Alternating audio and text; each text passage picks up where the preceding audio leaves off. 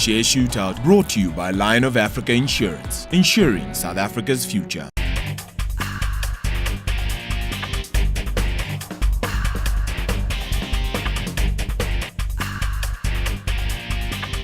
It's mean, it's fierce, it's relentless, it's Share Shootout League right here on CNBC Africa, first in business worldwide. Now, I'm Bruce Whitfield. Is it true that Chris Becker's new favourite song is How High Can You Go? Ain't no mountain high enough. I don't know. You can guess for yourselves. Come the 8th of December, which camp will win the PPC battle for control? Trifosa, I've got a bigger office than you, Nya Romano, or Ketso, please can I have my job back? Gordon, time will tell. And French people in South Africa were thrilled last week as Woolies began enclosing free frogs in their letters. For the rest of us, Mr. Moyer, please, could you just pop in an iPhone or a Ferrari special salad? Just something like that. Now, we don't know the answers to any of these provocative questions and suggestions. What we do know is the league is edging into the semis. Just take a look at what happened on the Twitter streets for the match between the league leader, Value Guy, and fifth on the log, K Live. There is Nick, the Value Guy, 15 points. Sasha, who's bucks on 12. K Live, sneaky little man, comes in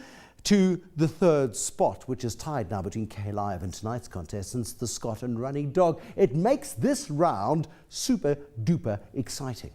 So remember, just as you decided who won last week's match, you can also adjudicate this week's match. Follow at SSO League, tweet any of the stock pickers hashtags. It's as simple as brokering a peace deal in the PPC boardroom. Back to the match at hand. Today's match is really about the long and the short of it. We've used that joke before. Maybe it should be between the smooth and the rough. Perhaps that's the best way of doing it. The long one is number one, and the short of the league is the fastest climber. Let's have a look at the players.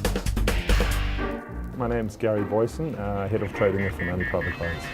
At the moment, I'm experimenting with enhanced alpha trading. You almost go and find value, good quality companies, and then pick them up, hold them for the long term. As long as it's got solid fundamentals, you put hedges in place to try and get that little bit of enhanced performance. So it's a philosophy, new philosophy, but we're trying it out.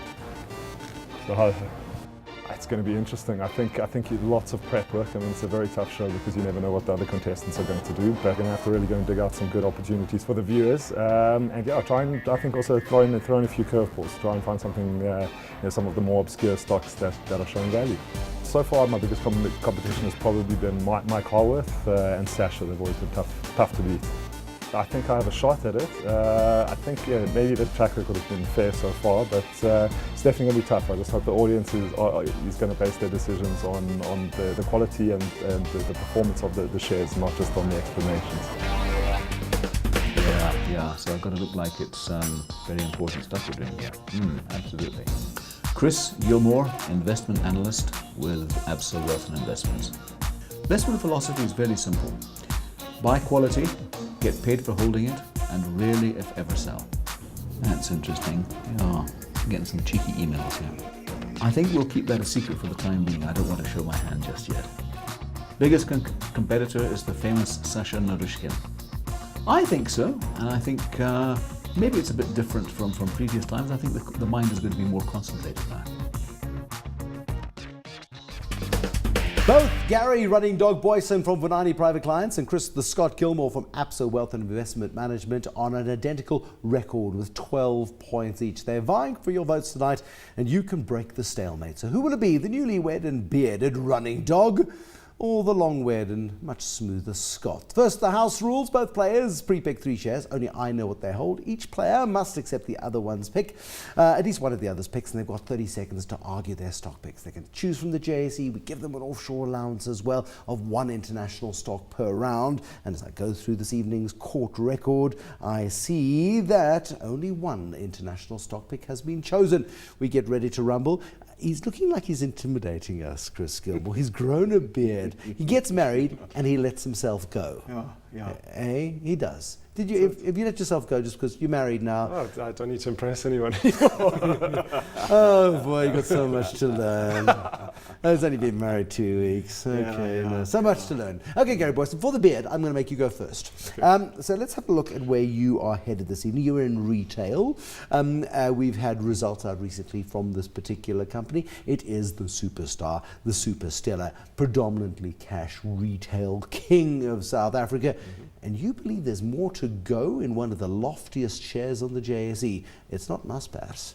It's Mr. Price in 30 seconds. Yeah, already number 35. I know just the other day I remember going into the top 40. But looking at it, you know, something that we picked up, you know, it's had let me get this right, a compounded annual growth rate of 23% headline earnings per share and 25% dividends for 28 years. Now that, I mean, a PE of 30 is nothing when you can grow earnings like that. It's absolutely nothing. When you look at the online business, I mean, in the results presentation, which I think Chris actually chaired, you know, they said, you know, the online business, I mean, it's currently about 1% of sales. I mean, the UK equivalent is about 15%, so long way still to go. Okay, so this makes life quite awkward because here's the poster boy for Mr. Price results. You can't shoot it down. No. That was vicious, vigorous and mean. Well played, Gary Booysen. Marriage hasn't made him any less sneaky. Nope.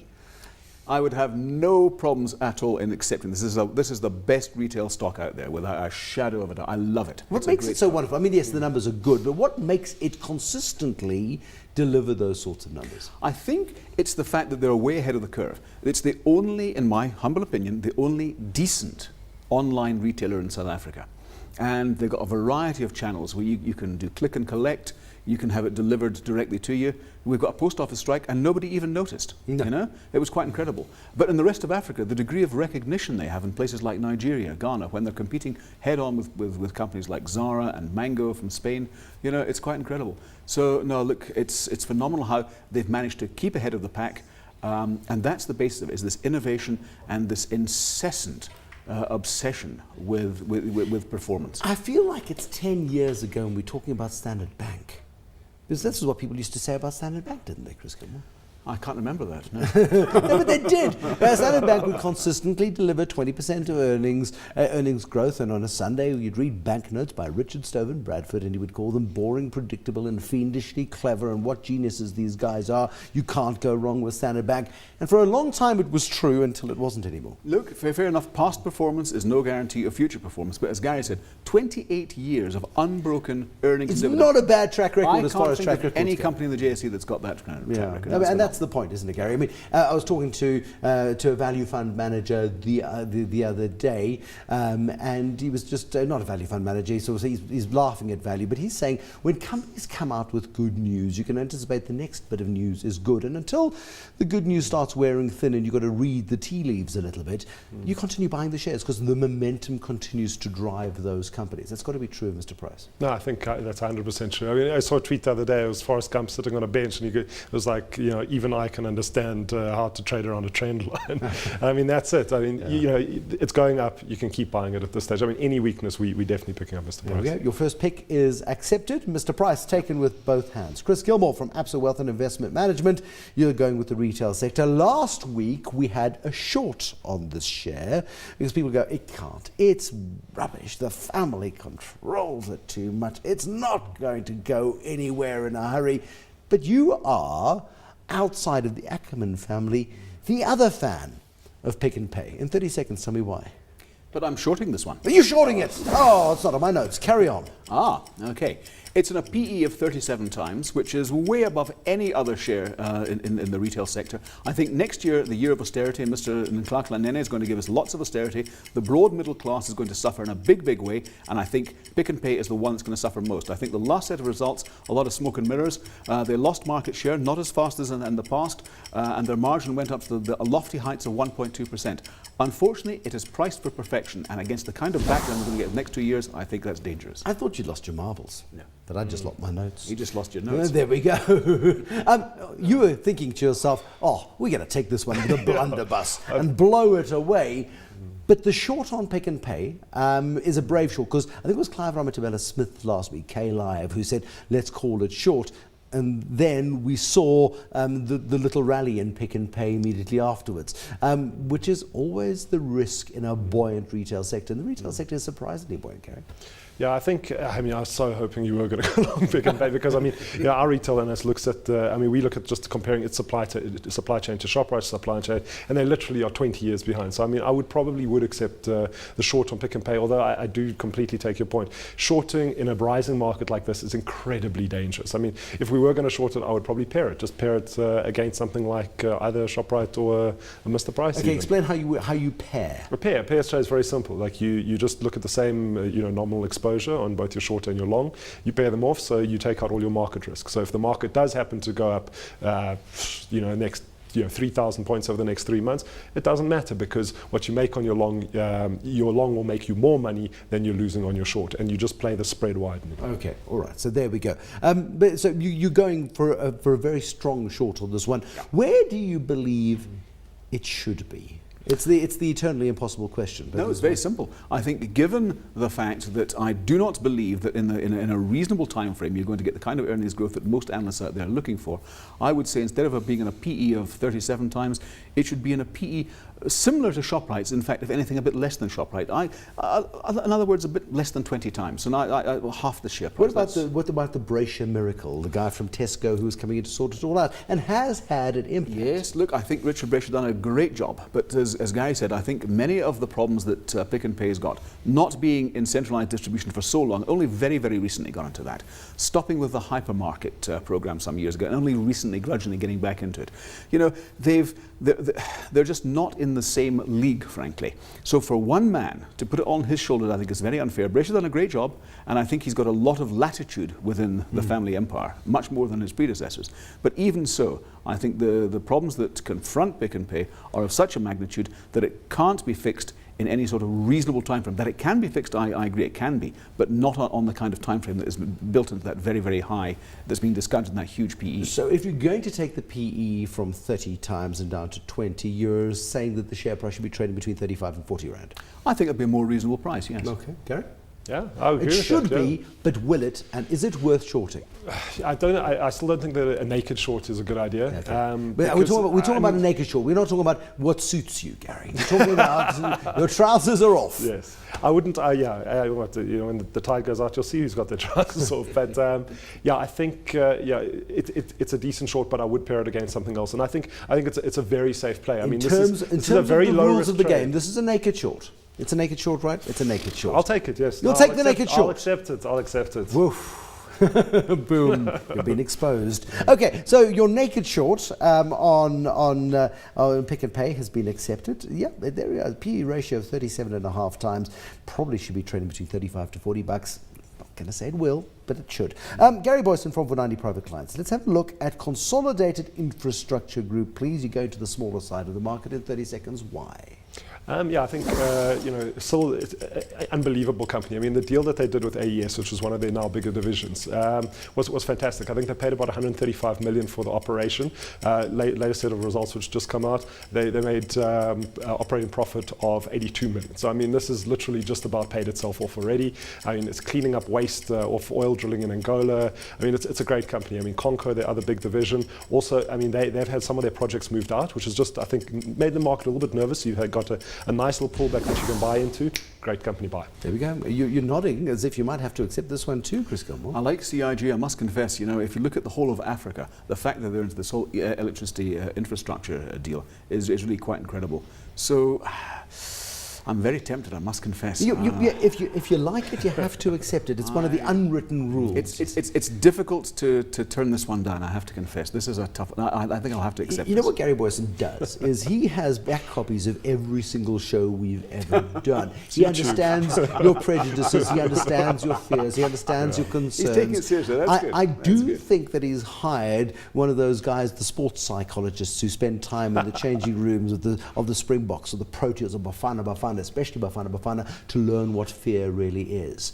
So he sussed you out, and he knows that you can't shoot it down. I'm interested to see whether or not he'll accept your, whether or not you will have to accept his third pick as well, because his third pick is even trickier. So you're accepting construction? No, I'm accepting it. Yes. So you can always go like Sasha, just accept all three. It's fine. Yeah, it's okay. Because it's Twitter in the end of the day. It's that bearded baby face, which is so hard to turn down. So Gary Booysen, you've been accepted. Let's not waste any time on Consolidated Infrastructure Group then. You like it, he likes it, everybody likes it. All is good in love and war. Let's see whether or not Gary Booysen's marriage has made him into a nicer person or not, Chris Gilmour, and whether he will follow your lead, because you're sticking with your aversion for the retail sector. It would seem Elrond Holdings is practically dead.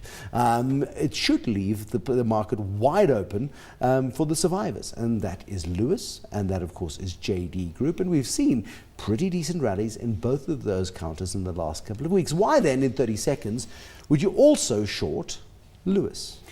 I think for some of the reasons I mentioned earlier, I think we're going to go into austerity in 2015 and 2016, but over and above that, and much more importantly, if you look at where a great deal of their earnings are coming from, credit life, 8 rands per 1,000 rands of turnover. National Credit Register regulator wants to reduce that to 4.50 rand. That'll take about 30% off their earnings. I think in terms of their provisions for bad debts, they're way under provisioned. 260 odd million, should be over 2 billion, I think. And again, a huge hit potentially coming through if that all comes to play. So I'm very concerned. Even though it's cheap, to me it looks vulnerable. This isn't extra time, it's an explanation. Their provision for 260 million. You think that their provisioning should be 8 times higher than that. Why? Given that about 34% of their book is 90 days or older, Yeah. and by their own admission, that's non-performing. You work that out and actually. Are they African banking their provisioning?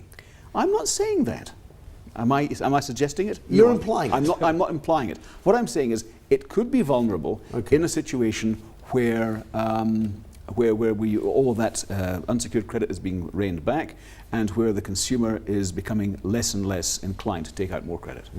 Okay, Gary Booysen, I mean, it's a tough short. Maybe it's an easier short, frankly, than Pick n Pay, because Lewis is more vulnerable to the vagaries of the credit market, where Pick n Pay, you need baked beans, chances are you'll pop into Pick n Pay for them. You don't need a new lounge suite every 6 months. I think, again, it's difficult. I mean, I do agree with you. I mean, it's a share that, we don't touch just because it's scary to look at it. But the one thing, you could perhaps say, I mean, maybe some of this is already priced in. I mean, these companies, they've been punished, relentlessly over the last couple of years, especially when we saw the interest rate cycle starting to turn. The first interest rate hike, I mean, the retailers got slammed. These haven't recovered as strongly as some of the better quality ones. So I think if you are looking again for a shorter payoff against, good retailers like Shoprite, Woolies, Mr. Price, great, go short, happy with it. But we're not pairing it off. We're going naked on our shorts. I think probably easier to short this one than Pick n Pay though. So I'll take a naked short on this one. Yeah, I will. You're accepting I another will. one I'll at accept 15? another one. I have to though. Marriages because I can't say. him soft. Oh my goodness, Mrs. Booysen, what hold do you have over the... No, we don't want to know. Who will succeed and who will bear the displeasure of defeat? We will see you after this break, at which point we will revisit naked shorts and other terrifying concepts.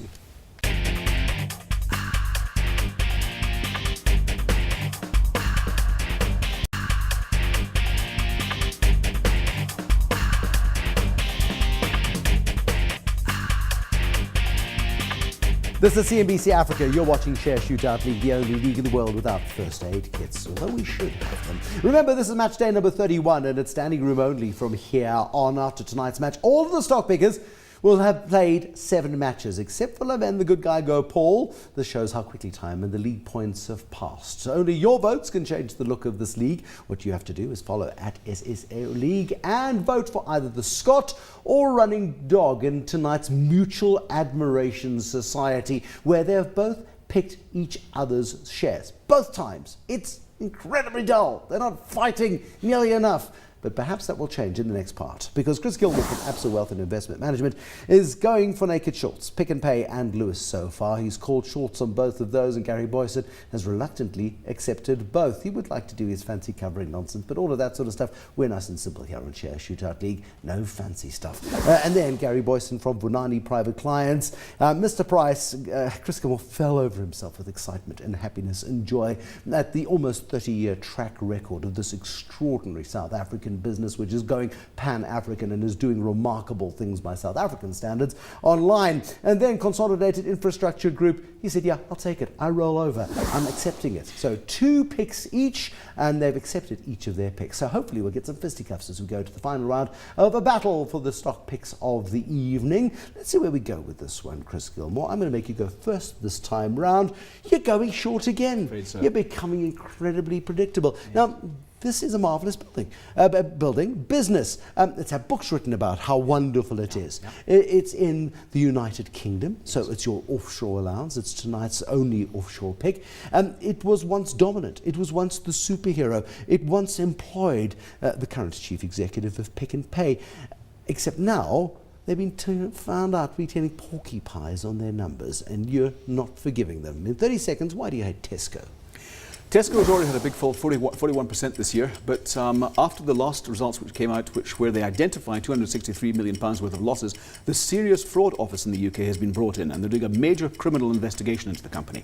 The last time that happened on such a big scale was Guinness in the late 70s, early 80s.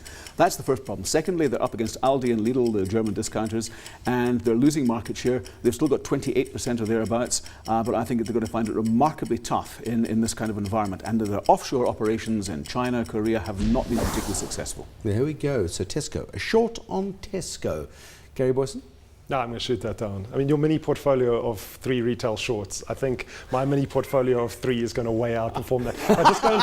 Oh, he's back! He's back! The honeymoon is worn off. If I go and look at like the track record of short-only funds, it's not very good.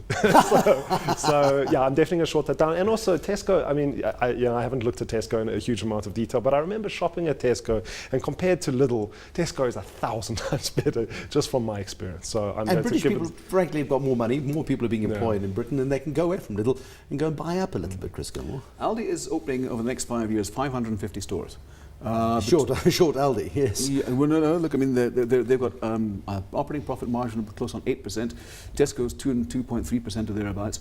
The problem I have, other than that, is the fact that the Serious Fraud Office is bringing in overseas and local suppliers, and they're going back many, many years. The talk is this could have been going on for a long, long time. So what concerns me, I think, Gary, more than anything else, is the fact that they could uncover a lot of nasties going back for a long, long time. And once these guys get their hooks into you, it could be a while before the pressure comes off. But you're shooting it down. Got to shoot it down. There we go. So Chris Gilmour, the claws are out, the battle is on, and he's ready to rumble. So Gary Booysen, let's go to your final pick this evening. They've gone from gambling into burgers. Tell me why you like Grand Parade in 30 seconds. Yeah, I think they've still got a little bit of the online gambling assets. So gambling at burgers, I mean, you've got to go on gambling at burgers. I mean, everyone loves that. Obviously, the results not spectacular, the most recent set, but that's also because they're ramping up their Burger King rollout, which I think is going to be enormously successful. I mean, if you compare, I mean, just that international brand, I think, on its own says enough. You've just had them miss the National Lottery franchise as well, which has just given you a little bit of a pullback on the share price down to about R7. We think that's the opportunity to get in. You're already one of the best performing stocks on the JSE this year. Buy it. Buy it. There we go. You got to like Grand Parade. No. Why not? Just because he didn't like yours, not copying not at all. Now, look, I think if you go back, and I'll be very consistent, and there's a fellow, I've forgotten his name, Paul Theron, that's the guy. No, I don't know him. Yeah, okay, so I think called Hot Stocks on some channel as well. And I remember a few months ago. Pinky in the Brain. Okay, yes, got it. And he asked me of this very thing, and I said, look, I'm not hot on this one at all. The problem is, I think Burger King, when it came here, there was a lot of novelty factor associated with it. But I think the competition in that burger sector is enormously, it's huge. I mean, take McDonald's, the world's biggest burger operation. That has been a serial underperformer in South Africa. They've run out of steam globally now as well. Yeah. They should have over 600 outlets. They've got 250, 300. Look, I think Greg Sullivan, the current CEO, is doing a very good job. But, it's very, very tough out there. And for a new entrant, people, they'll get over the Whopper. I'm sure they'll get over it. Now, take that out of the equation, and I think Grand Parade is, in my honest opinion, is scraping around to make a proper investment case for what they're actually. I'm feeling you. I'm feeling you on this one, Gary. No, it's a good argument. I mean, if you look at when Burger King, maybe it is the novelty factor. I mean, forecast sales, they doubled in the first, I think it was the 7 weeks of operation. And that was, because there was queues out the doors at Burger King. Maybe they're beginning to believe their own PR. I don't know, like I look at the Burger King, there's still queues out Burger King's doors. I mean, that maybe they've just slowed down on the service to keep the queues long. Look how long the queues are, buy our share. Exactly. Perhaps, but no, I really think, I mean, they've obviously done this JV with Spur now, they've taken a chunk there. I think that's also going to just bring the experience that you need in the South African fast food sector. And I think that's going to assist them going forward with the Burger King rollout. I think, looking at Burger King, I think they've got a proper opportunity here. It may be, but is it good enough to buy? Chris Gilmour afraid not. Says no. No. There we go. The Scot is ahead of Running Dog, but only because his name comes. No, it doesn't. Chris comes before Gary. There we go. That's why we put Chris up top. They've got identical stats on the log, but Twitter votes don't lie. So it's up to you who gets elevated to the next level. To make a long story short, it's up to you. It's a tweet or a retweet. We'll count it as a vote. You can stop counting the hashtag Sunday Midnight. What you have to do, follow at SSO League. Show your bias. Show your true colours. Show who you think should win tonight's game. We'll be back on Tuesday with match day number 32, where Chris the Scot will take on K-Live for their last league match. Who will make the Final Four and who will be used to wipe the floor? It'll be like Donkey Kong next time, 8:30 Tuesday night. Till then, stay cunning. Bye-bye.